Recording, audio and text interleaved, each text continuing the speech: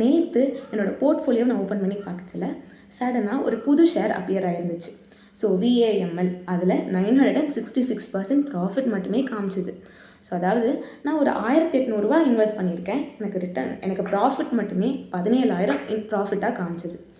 So இதே மாதிரி Vedanta share holders எல்லாருக்குமே இந்த மாதிரி ஒரு ஹியூஜ் ப்ராஃபிட் காமிச்சிருக்கும். இதுக்கான ரீசன் என்னென்னு பார்த்தீங்கன்னா டீமர்ஜ் ஆகியிருக்கு. சரியா, வேதாந்தா ஷேர் டீமர்ஜ் ஆகியிருக்கு. ஸோ இது டீமர்ஜ்னா என்ன இந்த VAMLனா என்ன, அது எப்படி ஸ்ப்ளிட் ஆகிருக்கு, இதை நம்ம ஹோல்ட் பண்ணலாமா, இது எப்படிப்பட்டது அப்படின்றத பற்றி தான் இந்த வீடியோ ஃபுல்லாக. ஸோ வீடியோவை ஸ்கிப் பண்ணாமல் பாருங்கள். இந்த மாதிரி ஃபினான்ஸ் ரிலேட்டடான டாபிக்ஸ் பற்றி தெரிஞ்சுக்கிறதுக்கு மறக்காமல் சேனலை சப்ஸ்கிரைப் பண்ணிவிடுங்க. முதல்ல வேதாந்தானா என்னென்னு புரிஞ்சுக்கலாம். ஸோ ஃபஸ்ட்டு வேதாந்தா அப்படின்ற ஒரு கம்பெனி, ஒரு பெரிய கம்பெனி. அதுக்குள்ளே தான் இந்த Vedanta aluminium, oil and case, power, steel, அதுக்கப்புறமா இப்போ கரண்ட்டில் இருக்கிற வேதாந்தா இது லிமிடெட். ஸோ வேதாந்தா லிமிடெட் அப்படின்னு சொல்லிட்டு ஒரு பேரில் இந்த மாதிரி சப்டிவிஷன்ஸ் இந்த எல்லாமே நிறைய பிஸ்னஸ் அதுக்குள்ளேயே இருந்துச்சு. இப்போ என்ன டிசைட் பண்ணியிருக்காங்க அப்படின்னு பார்த்தீங்கன்னா ஒவ்வொரு பிஸ்னஸையும் தனித்தனி கம்பெனியாக ஸ்ப்ளிட் பண்ணிக்கலாம்.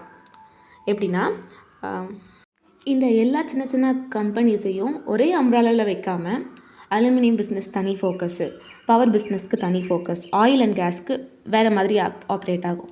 ஸோ இந்த மாதிரி எல்லாமே தனித்தனியாக ஸ்ப்ளிட் பண்ணுறாங்க. இதுதான் டீமர்ஜர் அப்படின்னு சொல்லுவாங்க.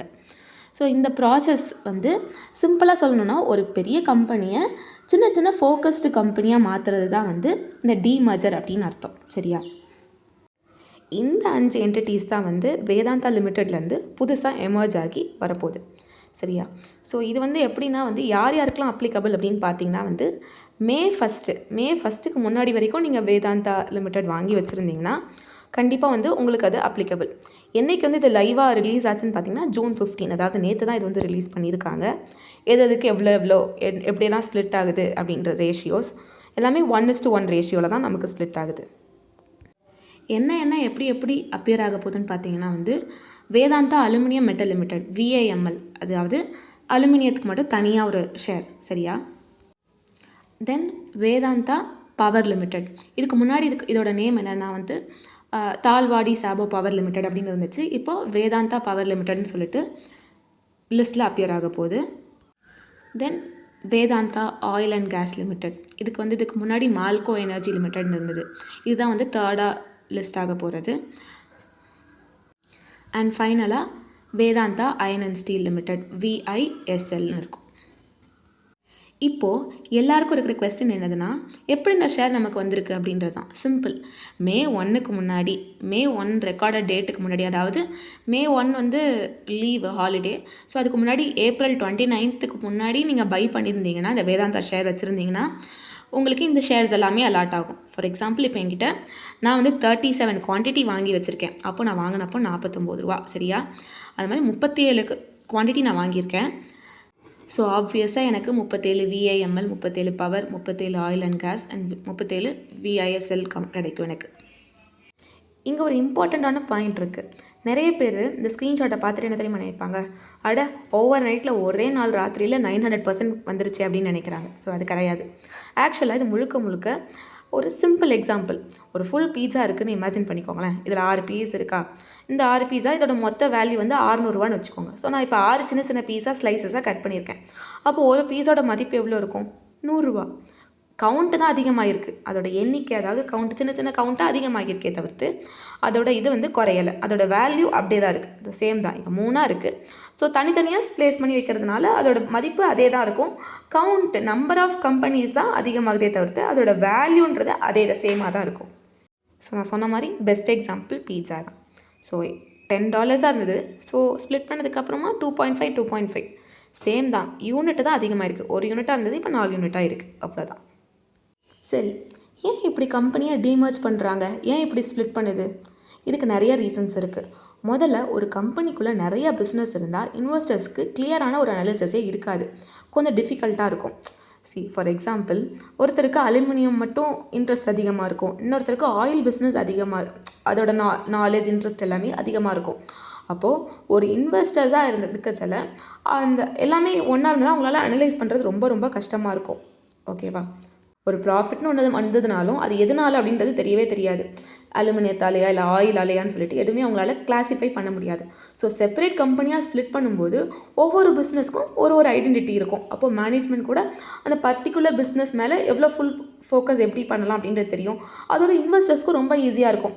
ஸோ இந்த சீசனில் அலுமினியம் நல்லா பர்ஃபார்ம் பண்ணும், ஸோ நம்ம அலுமினியத்தில் இன்வெஸ்ட் பண்ணலாம், இந்த செக்டார் நல்லா இருக்குது, இந்த கமோடிட்டி நல்லா இருக்குது, இதில் ஃப்யூச்சர் நல்லா இருக்கும், இந்த இதில் இப்போ க்ரூட் வந்து ரொம்ப டிமாண்டில் இருக்குது அப்படின்னு சொல்லிட்டு எல்லாருமே தெரியும். ஸோ அதனால் செக்டார் வைஸ் ஸ்ப்ளிட் ஆகிறதுனால ஃபோக்கஸ் வந்து இம்ப்ரூவ் ஆகும், இன்வெஸ்டர்ஸோட ஃபோக்கஸ் இம்ப்ரூவ் ஆகும். அதுதான் இதோட பெரிய பாசிட்டிவ் அப்படின்னு சொல்லலாம். ஸோ நான் சொன்ன மாதிரி நிறைய கம்பெனிஸாக டீமர்ஜ் ஆகி குட்டி குட்டியாக இருக்குது. அதில் ரொம்ப அட்டென்ஷன் சீக் பண்ணுறது என்னென்னா VAML தான், அதாவது வேதாந்தா அலுமினியம் மெட்டல் லிமிடெட். ஏன்னா வேதாந்தா குரூப்பில் அலுமினியம் பிஸ்னஸ் வந்து ரொம்ப ஸ்ட்ராங் பிஸ்னஸ் அப்படின்னு சொல்லிட்டு மார்க்கெட்டில் எல்லோரும் நம்புகிறாங்க. ஸோ ஏன்னா அலுமினியம் வந்து எல்லாத்துலேயும் யூஸ் பண்ணுறாங்க. கன்ஸ்ட்ரக்ஷனாக இருக்கட்டும், ஒரு எலக்ட்ரிக் வெஹிக்கிளாக இருக்கட்டும், ஒரு இண்டஸ்ட்ரி, பேக்கேஜிங், இன்ஃப்ராஸ்ட்ரக்சர், எல்லா செக்டர்லேயும் வந்து அலுமினியம் அப்படின்றது யூஸ் ஆகுது. இதனால் ஃப்யூச்சர் டிமாண்ட் அதிகமாக இருக்கும் அப்படின்னு சொல்லிட்டு இன்வெஸ்டர் எக்ஸ்பெக்ட் பண்ணுறாங்க. அதனால தான் இந்த VAML நான் காமிச்சல 966% அதிகமாகிருக்கு. ஸோ மார்க்கெட்டே அதில் ஃபுல்லாக அதோட ஃபோக்கஸ் எல்லாம் அதில் திரும்பி இருக்கிறதுனால அகெயின் எல்லாமே மேலே வருது. ஸோ இன்ட்ரெஸ்ட் வந்து எங்கே அதிகமாக இருக்கோ அந்த இடத்துல கண்டிப்பாக ஏறும். இன்ட்ரெஸ்ட் அதிகமாக இருக்குன்னு நீங்கள் பிளைண்டாகவும் இன்வெஸ்ட் பண்ணக்கூடாது. கம்பெனியோட ஃபண்டமெண்டல்ஸ், டெப்ட்டு, ஃப்யூச்சர் க்ரோத்து எல்லாத்தையும் அனலைஸ் பண்ணி தான் நம்ம ஒரு டெசிஷனை எடுக்கணும். மெயினாக இன்வெஸ்டர்ஸ் இதை ஞாபகம் வச்சுக்கணும். போர்ட்ஃபோலியோவில் இதுதான் அதிகமாக ரிட்டர்ன்ஸ் கொடுத்துருக்கு, ஸோ அதனால் இதில் தான் இன்னும் அதிகமாக இன்வெஸ்ட் பண்ணணும் அப்படின்ற தப்பை பண்ணக்கூடாது. இது வந்து எப்படிப்பட்ட பிஸ்னஸ் அப்படின்னு பார்க்கணும். இப்போ பார்த்தீங்கன்னா இப்போ எல்லாமே ஸ்ப்ளிட் ஆகிருக்கிறது எல்லாமே பிஸ்னஸ் கமோடிட்டி பேஸ்ட் பிஸ்னஸ், சரியா? அதாவது கமோடிட்டினா என்ன, நம்ம ஆல்ரெடி படிச்சிருக்கோம். ஸோ எதர் கோல்டு பேஸ்டாக இருந்தால் அது commodity, silver based, aluminium, copper, அந்த மாதிரி பர்டிகுலராக அந்த இதை மட்டும்தான், அந்த மெட்டலை மட்டும்தான் அதை ஃபுல்லாக சுற்றி இன்வெஸ்ட் பண்ணும். ஸோ கோல்டு ப்ரைஸ் அதிகமாச்சுன்னா ஆப்வியஸாக இது அதிகமாகும், இந்த ஷேர் ப்ரைஸ் அதிகமாகும். ஸோ இந்த ஸ்ப்ளிட் ஆகியிருக்கிறது எல்லாமே வந்து இந்த கமோடிட்டி பேஸ் தான். ஸோ அப்போது ஏதாவது ஒன்று பாதித்தாலும் த என்டையர் திங் பாதிக்க தான் செய்யும். ஸோ அலுமினியம் ப்ரைஸ் குறைஞ்சா ஆப்வியஸாக இந்த ஷேரோடதும் குறையும். ஆயில் ப்ரைஸ் வந்து ஃப்ளக்சுவேட் ஆனால் அது இங்கேயும் இம்பேக்ட் கொடுக்கும்.